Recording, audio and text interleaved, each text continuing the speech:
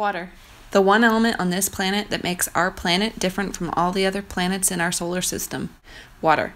The element that makes life a possibility as we know it. The element that connects us all. And yet, as humankind has begun to reshape the planet's surface, giving rise to cities and towns across the 7 continents, how often do we pause to think about the impact our species is having on this precious resource? What role does water play in our community? Hi, my name is Catherine Golden, and I am the Sustainability Education Manager at the Earthway Center, the Sustainability Division of the Missouri Botanical Garden, located in St. Louis, Missouri. The garden has been a cultural institute in St. Louis since 1859, providing a place for individuals from around the world and our community to learn about plants and their environment. As a sustainability educator, my role is to help people build a connection to and understanding of the world around us as it relates to resources such as clean air, water, and soil. I wanted to build on this through my Capstone project to create a unit that helped students better see the connections between the natural world and human development, observe impacts, and lastly, engage in critical thinking and problem-solving skills.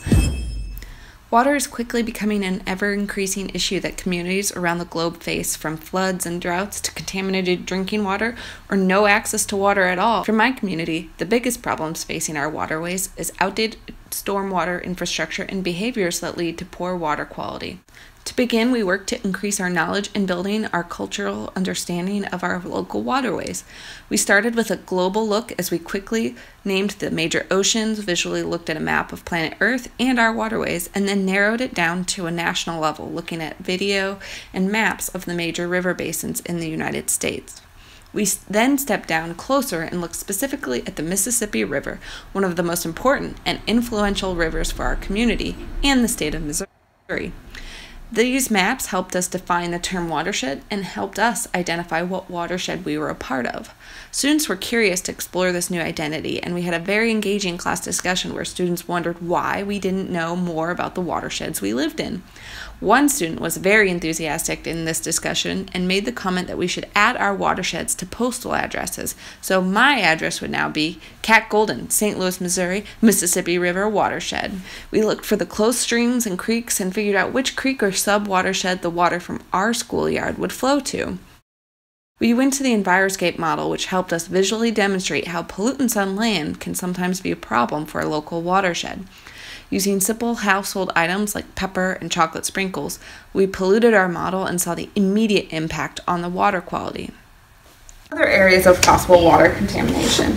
Yes? Right here, I thought it looked like a factory and they could be putting like their pollution.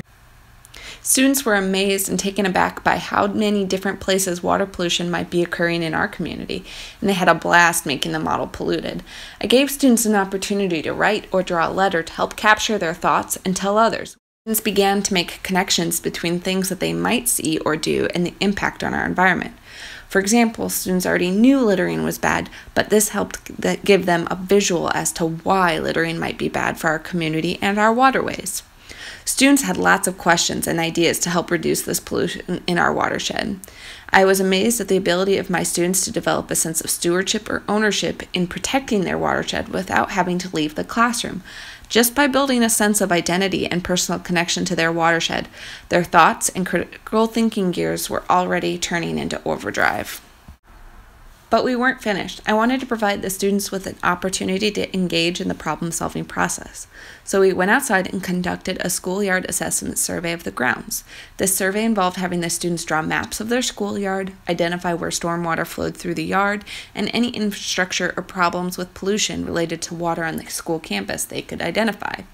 This process helps students think critically, engage in map making and observation skills, and they were able to correctly identify problems in just their schoolyard, but more importantly, they saw where they could get involved in making a difference. They drew connections between what they saw in the classroom at the Enviroscape model and what they were seeing in their own schoolyard. Back in the classroom, we talked about our results from the survey and discussed areas in our schoolyard that might need to be addressed. Part of the project was engaging in solutions. This is key to what I wanted to accomplish because I wanted to leave them with a sense of empowerment along with their increased understanding and sense of responsibility. So we went back outside and we talked about what steps it might take to solve a problem. We picked 2 simple actions we could accomplish that day and got to work. A small group of students helped pick up litter they observed blocking a storm drain, and another group went on to a storm drain marking campaign. Overall, students were empowered to make a difference and saw how even though they might be first or third graders, they can have a role in solving environmental problems. They practiced problem solving and critical thinking skills, and they applied what they learned directly to improving their community. While accomplishing this, they also helped build upon their skills to better understand and get to know their community through nature, such as the local rivers and waterways. Students thought critically about their responsibility to protect the water in their community, but also the water that ultimately flowed downstream to other communities.